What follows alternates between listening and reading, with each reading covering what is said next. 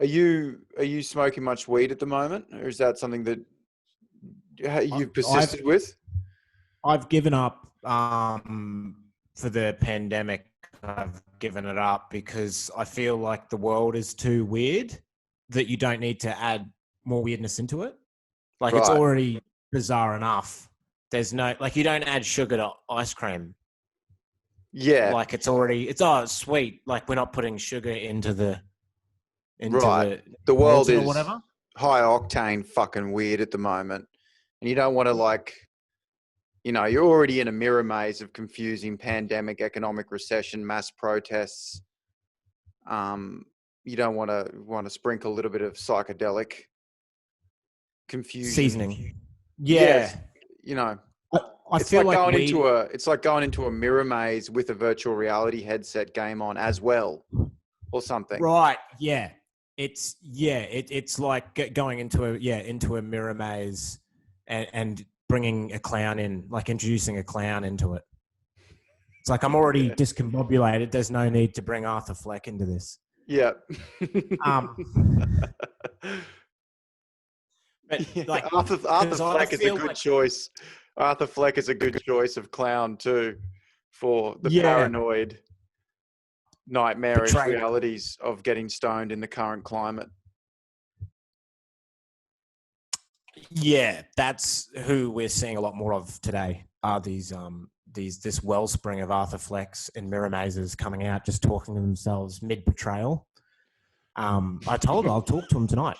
You know those people. Mid betrayal.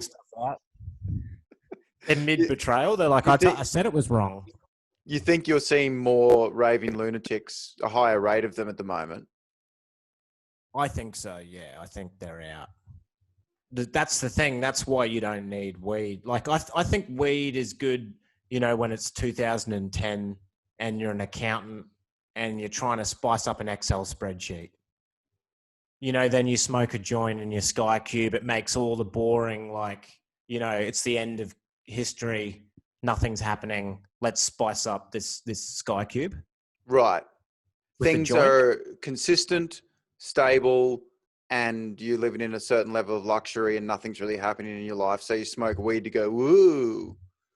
Yeah. Reality's real. It's the apex of late capitalism. Like it's just a boring routine day. It's 2010. Nothing's happening. There's no history happening. It's like, let's spice this up. Yeah. Let's do something a little crazy. But now, you see guys in hazmat suits doing a deep clean of your local Thai restaurant, and you don't really need to add any psychedelic to that. That's enough. Fuck. This is insane. Yeah. Thank you. Yeah, well, I've seen that now. I don't need to see it in any other warp. Like it's already warped enough when a hazmat suit people are hosing out a Thai restaurant. Thank you. I've seen that. I don't need to see it like, whoa, let's spice it up and sprinkle a little bit of... Yeah, this is going to be wild, man. They're clearing out the Thai restaurant because there's been a cluster. Woo! We might be in lockdown again, man. Like a movie's become real. It's like movies are becoming real, man. Like you smoke weed to make a movie better, not when you're in a movie. If you're in a horror movie, you don't want to light up a joint. Right. When you're watching a horror movie, imagine if you were stoned for that, it'd be fucked. Like you're in Poltergeist or whatever. Yeah, you don't like watching Nightmare on Elm Street and the guy's like stuck in a nightmare and you can hear the scraping of Freddy Krueger's claws along an alleyway brick wall and you're like, phew, I might just spark up a joint and relax here for a little while, see if I can kind of get a twist on this, get a little insight, a little new angle. That's one of the things I hate about weed. What's that? Luke Skywalker's not smoking bongs like halfway through to chill out. Yeah. The Death Star and everything. Yeah. You know what I mean? It's already like, fucking hell. There's a robot's my dad. There's like a little green guy that's wiser than he looks. Yeah, he comes from a planet with two suns. Yeah. He comes from a planet with two suns. spice that up, give it some pizzazz. Yeah, that's right. Yeah, there's no Hunter S. Thompson character in Star Wars just going, fuck you, dude. Yeah. Yeah. Yeah. Yeah. One of the things I think is interesting about weed is that because it was always fun in the 90s and stuff for comedians to get up and go, yeah, so anyway, I smoked a bit of weed. So anyway, later at 7-Eleven, you know, those kind of jokes like, oh, we get munchies, ooh. But I actually have learned as I've gone through life that most people have harrowing, paranoid delusions when they're stoned, have horrible anxiety, and it stresses them out. Most people. And I started to realize that. So I started going to stand up and going, hands up if you like actually honestly are relaxed when you smoke weed, or if you're actually anxious. And most people are anxious. And that's what pisses me off about it, because like you got Snoop Dogg and people out there making out this drug, which is actually fucking dangerous and paranoid inducing. And Snoop Dogg's out there going, yo, you smoke every day, you know, yo, try and smoke weed. Weed's relaxing, yo. It's like, it's not relaxing, Snoop Dogg. Stop fucking saying that. People are, you know, I hope he has a panic attack. I want Snoop Dogg to have a fucking panic attack on Graham Norton. That would be, you know what I mean? How good would that be? Just to set the world straight that weed isn't relaxing. Just to see Snoop Dogg. So Snoop Dogg, what have you been up to lately? You've got a new film coming out, have you? Yo, for shiz, nizzle, getting a lot of fear, izzle. Getting a lot of repetitive, intrusive thoughts, izzle. You know? Paranizzle. Paranizzle. Paranizzle after hizzle. Got heart palpitations in my nizzle. My heart's exploding out of my... Can't respond. Dizzle. Regret. What do they call the thing in, you know, old times where the water runs through the wheel and it grinds a mill or something? Like a mill wheel? Like a water wheel? Windmill? Yo, getting a water wheel of regrets. Water wheel of regrets, yo. Rolodex of regrets, my nizzle, insomnia after chisel. Yeah, like that's be the thing that people don't realize. When you get stoned and anxious, you don't sleep. Whereas he's like, yo, I sleep, yo, I just... Apparently Snoop sleeps all the time. I heard on the radio once. Like he's always having micro sleeps. He can't operate heavy machinery. He's a machinery. poster boy for weed being relaxing, and I hope he has a panic attack publicly to deter younger people from smoking weed. It's a very conservative viewpoint, but... No, I agree, because I think you're right that there is this subterranean truth to marijuana that has not been actualized. Like people aren't talking about it. So by doing this survey, you're finding out that everyone goes, fuck, what did he say? What did he mean by that? Like, and you know, like that awkward silence that happens when a bunch of people are smoking weed, that's often filled with a bunch of people who all have just racing thoughts of what was that? What did that mean? I mean, should I talk now? Is his turn? Like this heightened reality of social awareness is occurring in everyone. And then everyone's like, this is pretty relaxing. Like someone just says that to defy the actual reality of it, you know? But the other thing is, I think rappers it's weird where like, because I do talk to a lot of like white people that are, you know, smoke weed and get completely paranoid, but continue to do it. Yes. They're like, I did it for years. Let's do it again. Yeah, let's go back on the roller coaster ride where you disassociate from your own your own personality and view it from outside. You have no reason to be paranoid. Like everything's fine, you know? There's no police out to get you. You know, you've been promoted at Supre or wherever you work, and things are going well, and yet you're just paranoid that you're being disrespected and stuff. Meanwhile, these rappers, they have actual wars happening. Like people can show up and shoot them because they're having like a rap beef with like another rapper, you know, like, and they're going to send in, like, they're going to die. Like they've got, like, they've been shot 8 times and they're rolling a spliff and smoking it and just being completely chilled. And they have reasons to be paranoid that are external, that are Right. justifiable. That to me is the paradox of it. That is an interesting paradox. The white man has nothing to worry about, but Yet is terrified. is spit in a perpetual state of absolute terror when stoned. I bet there are. Meanwhile, the rapper. Maybe the rappers are filled with terror, but they just don't want to admit because it's such a cultural thing in hip hop to smoke weed and relax that maybe a couple of them are like, yo, pass that joint, man.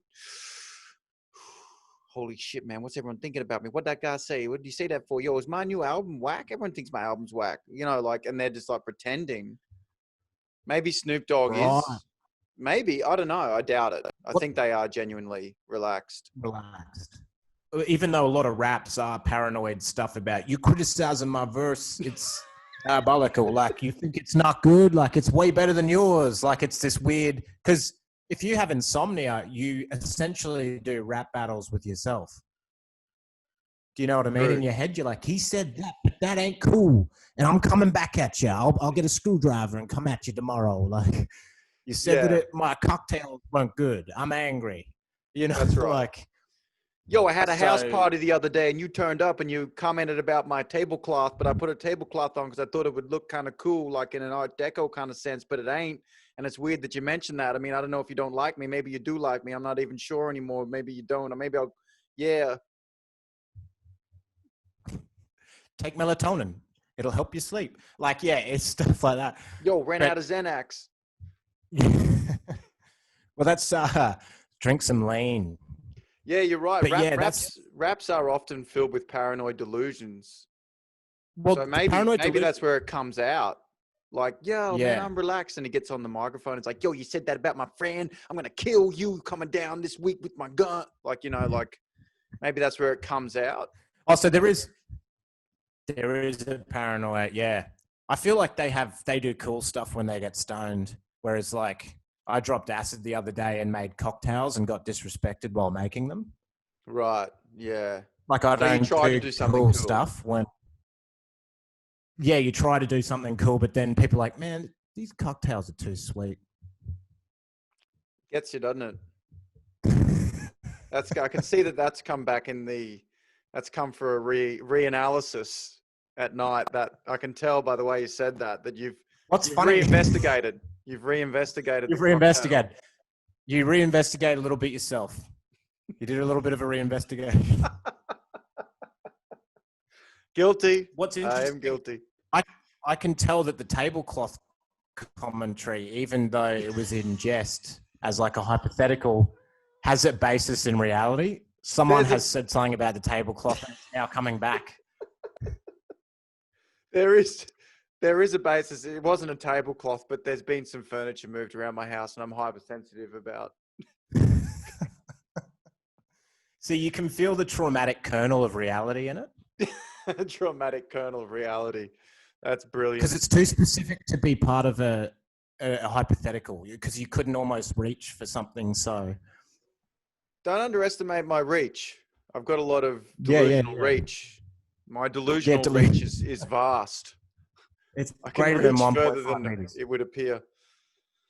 Yeah, well, I guess we can only hope for. I hope for Snoop Dogg. Yeah, I just would like him to just say sometimes I get really scared.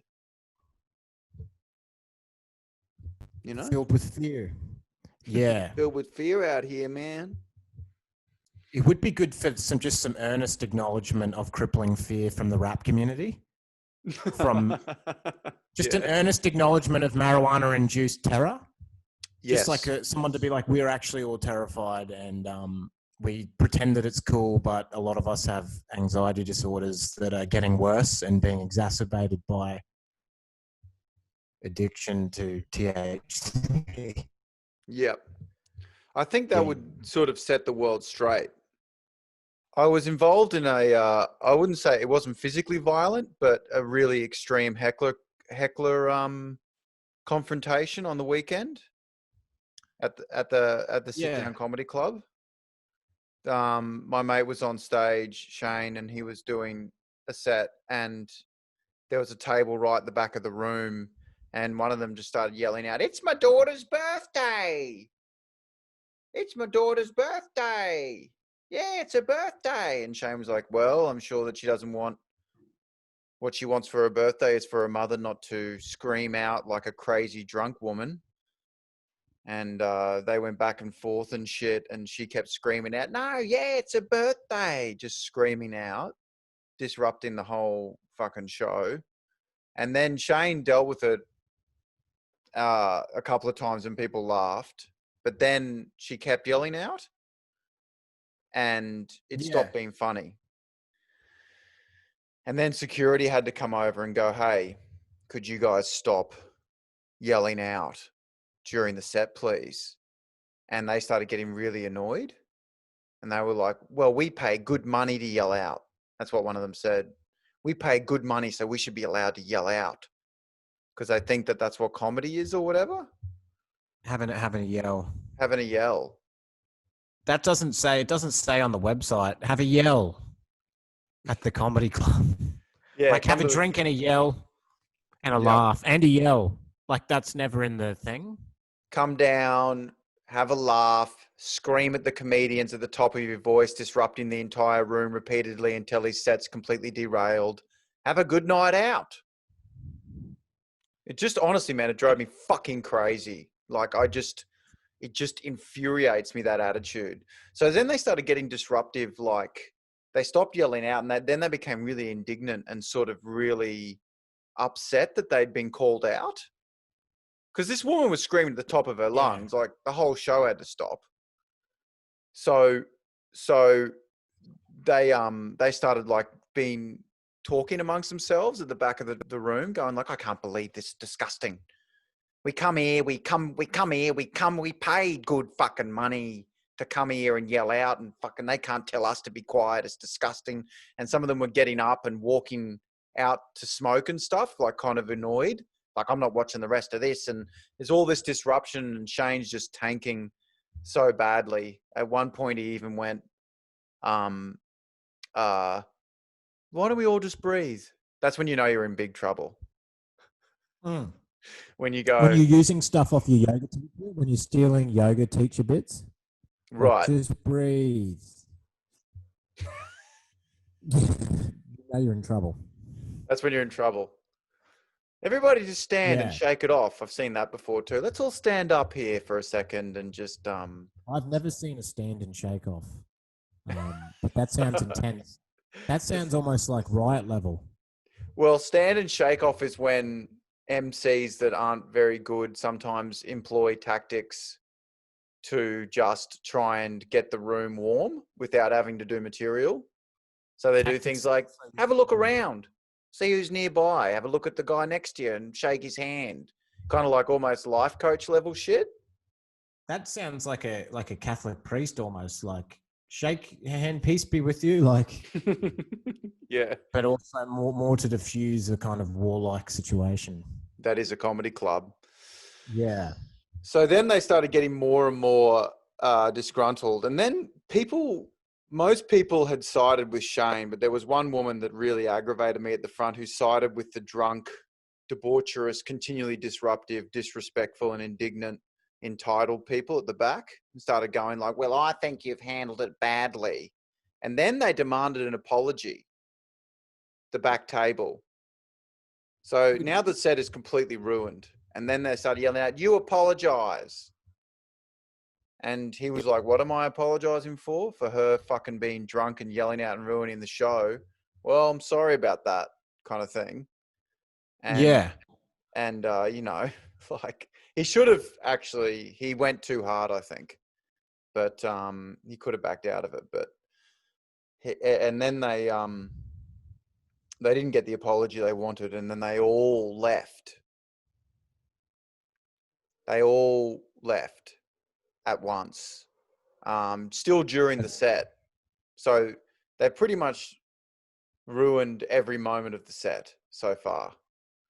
Because the leaving then ruins it too, because it's sort of a vibe of disruption and like a protest sort of Yeah, thing. you can't have a protest during your set and then keep people's attention not on the fact that there's 14 people from Logan leaving at once. And I was standing over at the door and I was fucking so angry. I guess they sensed that I worked there, and a guy came over to me from the group who was wearing a collared Bundaberg rum shirt. Collared. Not the t-shirt that he would usually wear. Not the Bundaberg rum singlet. The collared shirt. It's the fancy one. And I think that's why he was so angry. He goes, I've worn my Bundaberg rum collared shirt out. He goes, we pay good money. And he goes, we won't be back. And I was, at this point, bubbling with rage. And I went, good, don't come back. You're not fucking welcome. And he went, you should have seen his face. He's like, what? What are you talking about? We pay good money to come here. And I said, yeah. And you yelled out through the whole show. And he goes, she wasn't yelling out. That's her talking voice.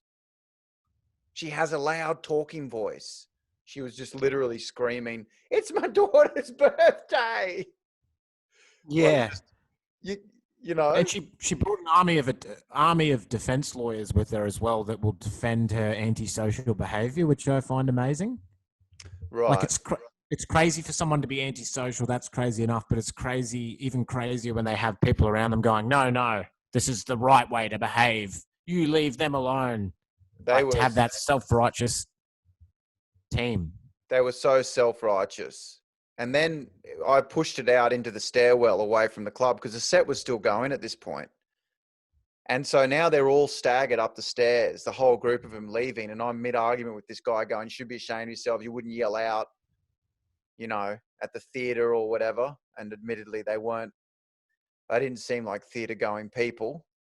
It's an analogy. It falls down when you see the Bundaberg collared shirt. I mean, unless you mean Dracula's, which is sort of a form of theatre. The Dracula's, you know what I mean? Like you're talking about the dinner theatre dinner restaurant. What do they call them? Yeah, theatre dinner like experience. Yeah, the theatre.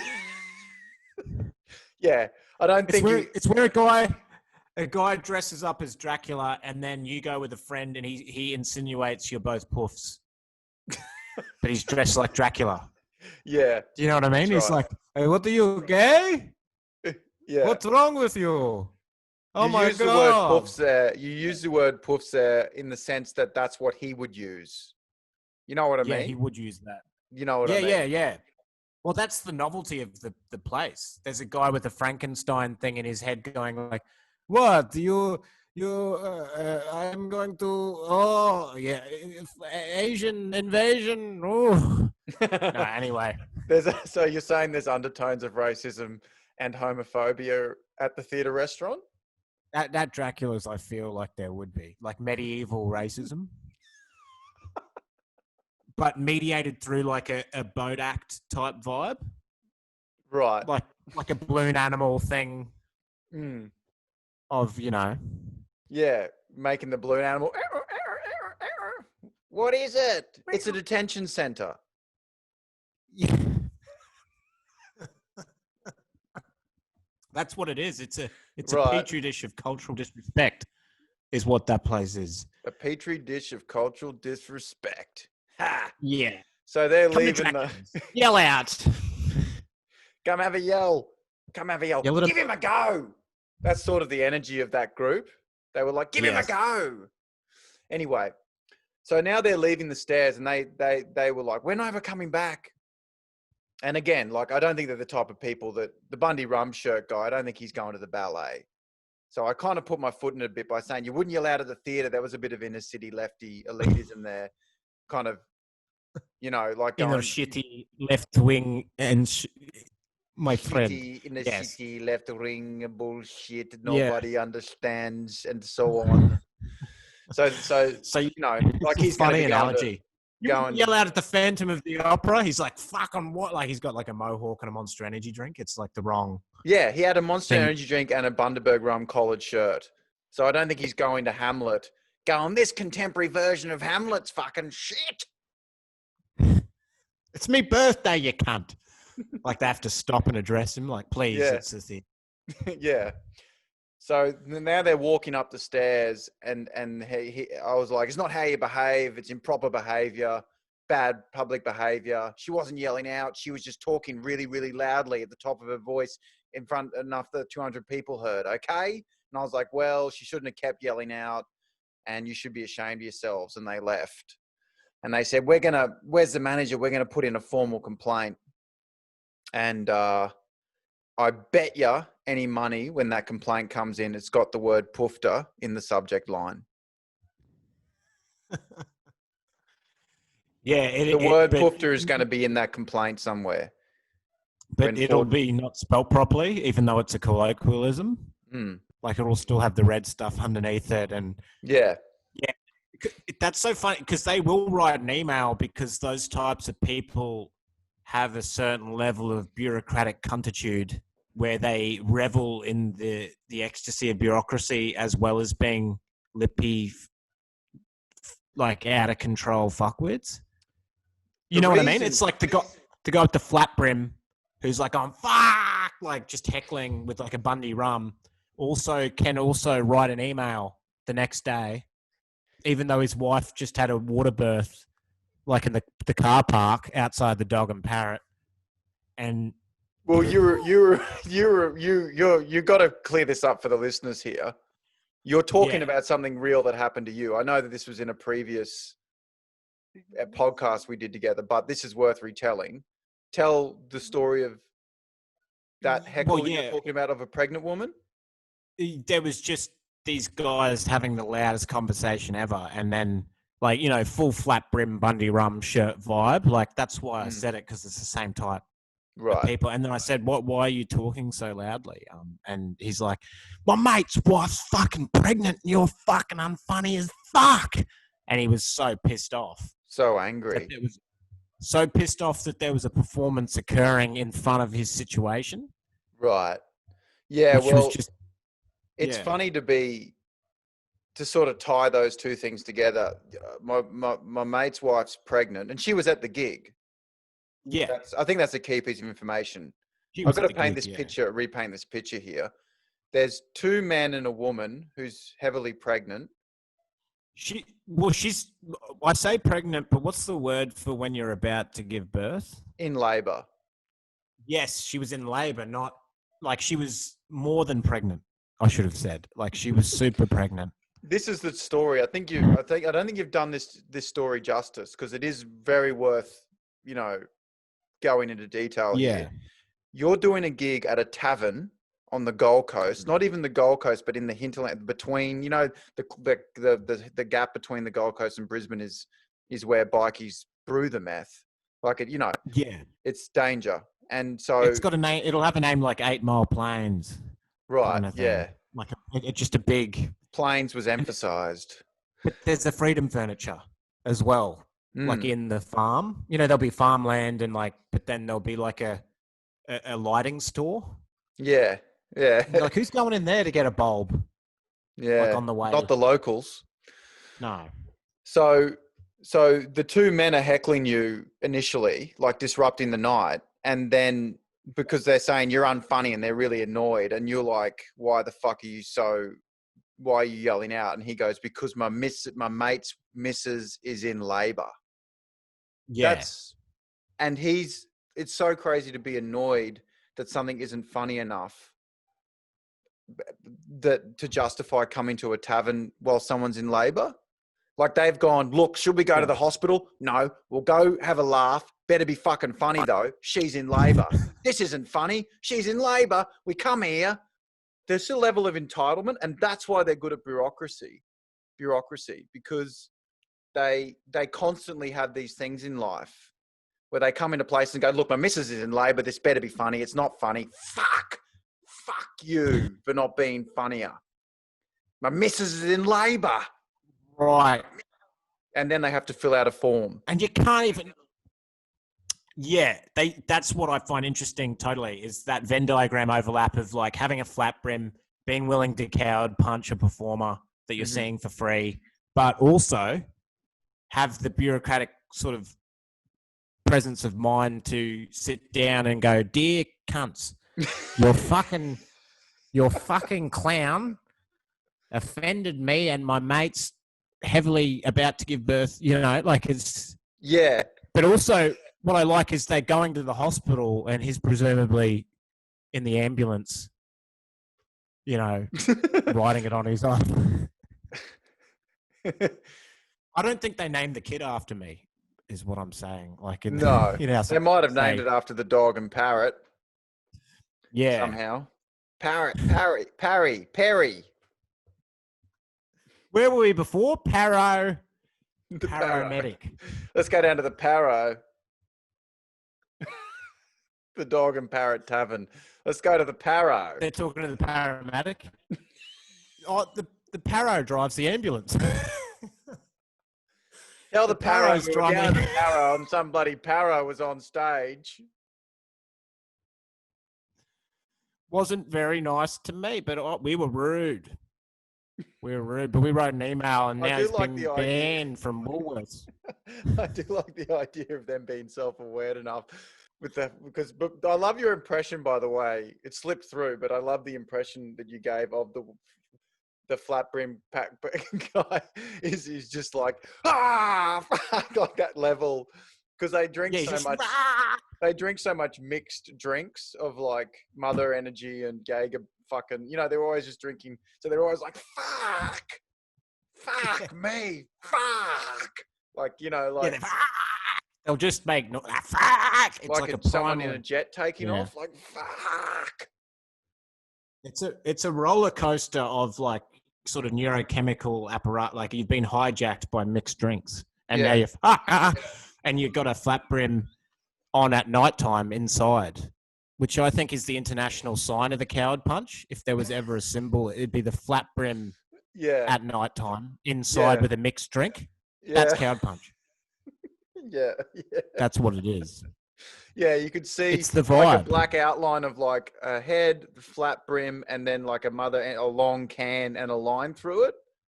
Like at certain places going, no, we don't have no coward punches here. And like there's the don't smoke sign, maybe don't, use your phone and blah, blah, blah. And then the flat brim, long can line. No. Not here, not ever. Back. Scuttle out.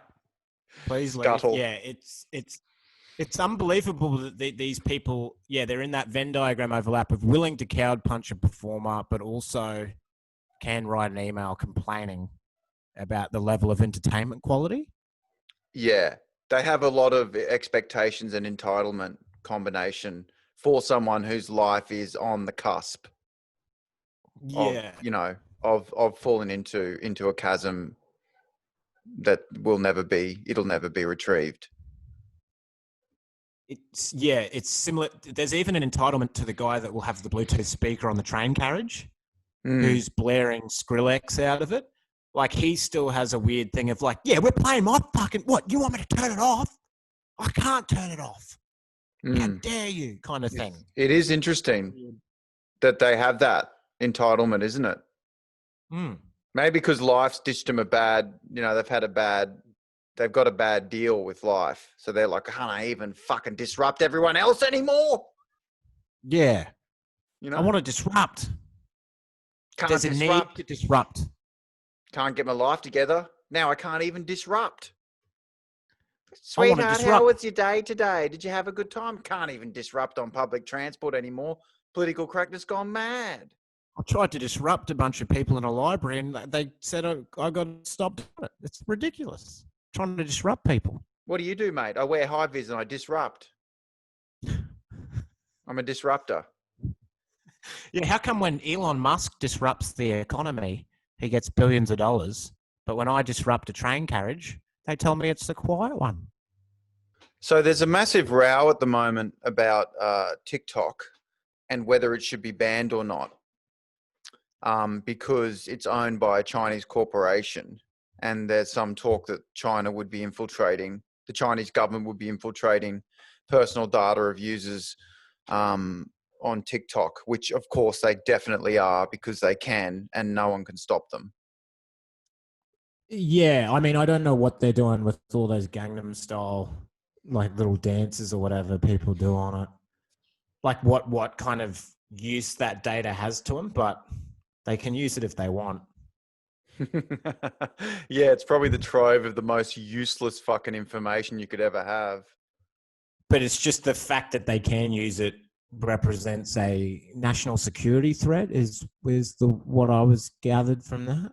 Well, I think the crazy thing about it is, and this is just a sign of where we're at, they obviously can elicit a lot more out of it than just people dancing and the bullshit that people do on it. But the fact that people are outraged that they might have to delete TikTok versus the government's genuine concern about national security, it just speaks volumes to me. The fact that narcissism has reached such a high level and individualism is so pronounced now that the idea of deleting a fucking stupid, meaningless app that could be siphoning valuable information off to a foreign power is not like that. The fact that it's a national security risk isn't as important as someone going Rihanna or whatever. I'm Rihanna, whatever, lip syncing to Rihanna and fucking bullshit. Yeah, totally. And it's funny, like, because it's also like, imagine if people were doing like actual national security TikToks. Like they're like, hey man, so we're gonna blow up a mine in the artisanal basin. Just, do you know what I mean? Using TikTok to like trade really secret information. Like, yeah, okay, we're gonna go into the South China Sea and don't tell anyone, but doing it in 30-second TikTok increments. Yeah, but like Rihanna dancing while they're doing it. They're like, so we're gonna be in the South China Sea running experiments and blowing up because they're becoming increasingly aggressive kind of thing through TikTok. Like it would just be weird for national security guys like ASIO to be using TikTok to communicate information that could then be used by China. Well, maybe that's the problem, that they actually do want to use it for national security reasons and they can't. You know, they're like, oh, I wish we could, but China are listening, guys. I wish we could sing the coordinates of our battleship cruiser force that's trying to keep China out of our territorial waters. But through the medium of K-pop. Through the medium of K-pop. You know, like that. It's funny that narcissism is our weakness. Yeah. Yeah. 3.43. Yeah. Morse code. Yeah, totally. Yeah, it's crazy that the narcissism level of to be like, but what about my 3 million subscribers? How am I going to transition them to another app? You were saying that there was someone you read in the paper that is concerned for her followers. Yeah, if like, they can TikTok. If she can't TikTok, she said she would be able to get some of them to YouTube.